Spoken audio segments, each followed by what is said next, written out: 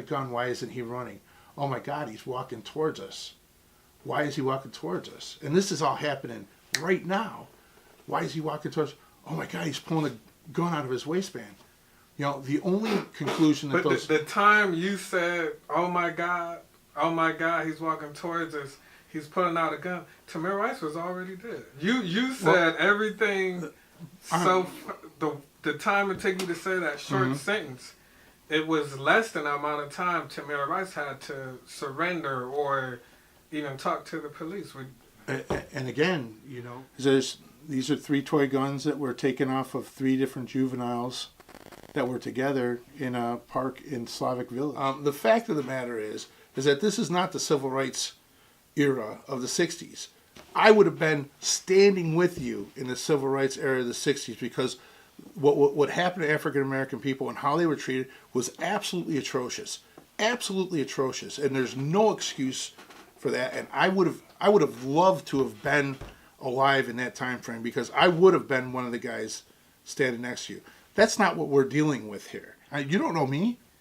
You think that I'm a racist because I'm a white cop? Well, some people have. Maybe not. I never said. We've been talking about an hour. I never said. I'm just saying. You know, the plain dealer will say it. People at these community groups will say it. You know why? Because I'm a white police officer. I worked in 4th District my whole career. I get Christmas cards from black families that I helped throughout my career. You know, you're not going to paint me with that brush. It is impossible to paint me with that brush. I will keep everything as real as real can be. Let me ask you first, do you feel is Steve Loomis misunderstood by the black community, and why? Portions of it, I think. You know, I mean, it's America. You're allowed to have differences of opinion. We come from very different perspectives. I'm a police officer. I have 23 years of experience here. I work primarily in the 4th District, the southeast side of the city. Now as the union president, I have an opportunity to interact with people from literally every neighborhood in the city, and the community groups, and I don't see the mistrust. There's not a neighborhood in this city where the majority of the people in that neighborhood, no matter what side of the city, no matter what ethnicity, no matter what sexual preference, the majority of the people in this city respect the police. They want the police in their neighborhood. They want to interact. They want to see more of us. Those are the questions that I get when I go to the community meetings is, where the heck are you guys? We deal, as police officers, we deal with the 10 percenters. Everybody's got their 10 percenters. I have the 10 percenters of the cops that get in trouble fairly routinely, for whatever reason. I mean, that's just life. You can't have perfection in 100% of the time. 100% of the people aren't going to like you. People have different experiences that they're relying on, and they have different stereotypes. Stereotypes don't come just from the police officers. Stereotypes come from all of us. Without knowing me, those stereotypes are unfair, and that's opened my eyes to some of the complaints and some of the concerns that the citizens have given us as well. Because maybe we do have a little bit of that going on occasion. But it comes honestly because we see so much tragedy as police officers every single day, man. Every single day, we have families and kids and wives and ex-wives and everything that everybody else does. So we just want to go home safe, and we want everybody to go home safe. So, can you sympathize with where, I guess, people like protesters or people that have angst towards the police? Sure.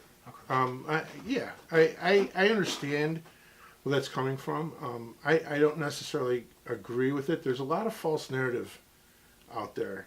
Okay, that talk people, about one of them? Sure. Okay. Well, greatest false narrative was Ferguson. I mean, that single event did more to break the trust between community and the police officers across this country than anything else, and it was based on lies.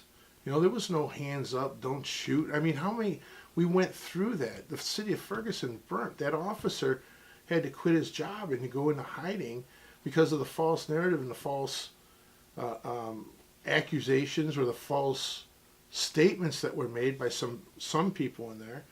And then when they got to the bottom of it, what happened?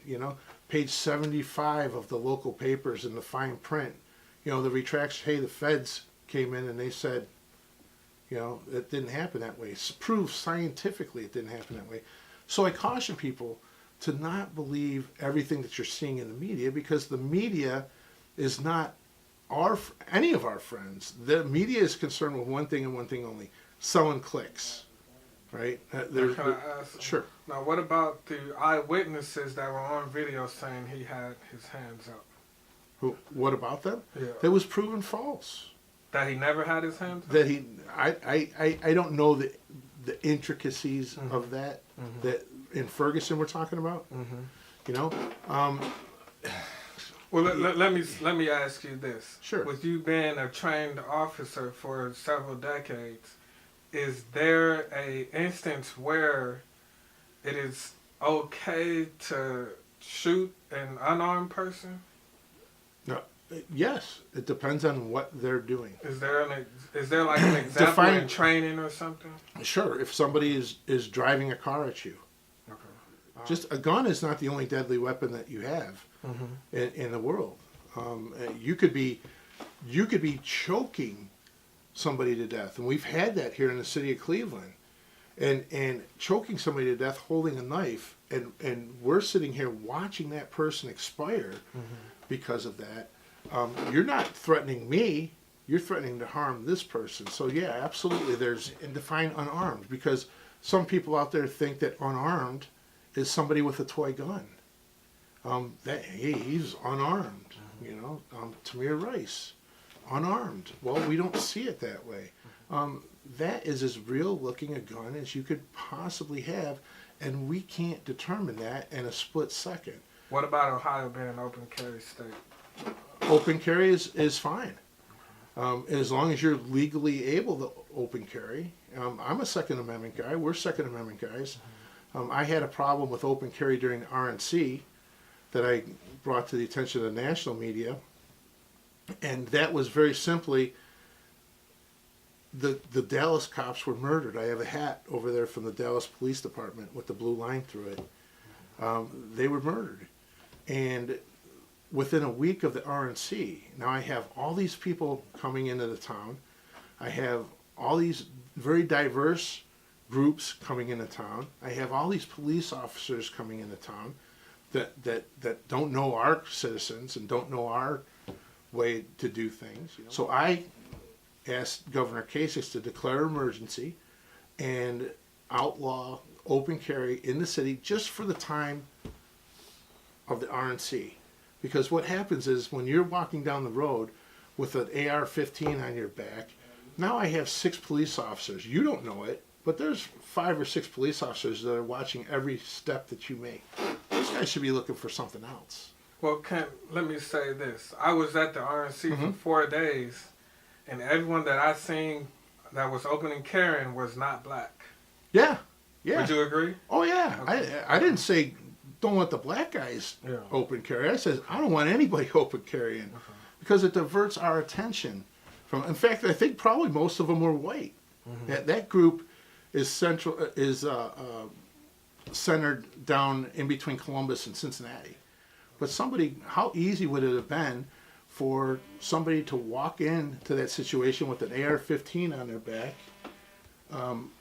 and walk up to really a whole bunch of police officers that were unsuspecting, because we have open carry now. We have this guy with, and he's in the crowd with the open carry guys, and then he goes crazy.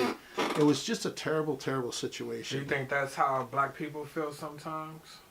About what? About police? Is that the question? If they do, I think that's misplaced. Okay. With all due respect, I can tell you that there's not a police officer on this job that wants to shoot somebody, that wants to hurt somebody. That's not why we're here. And as corny as it sounds, this job is a calling. We're not making any money. Right. I got 4 kids. I'm making $57,000 a year. For the things that we go through and the things that we see and the tragedies that we see on a daily basis, suicide rate among police officers is the highest, is one of the highest among all professions. You know, very, very difficult to process the things that we see. And, you know, so and that's black cops, white cops, female, male, it doesn't matter.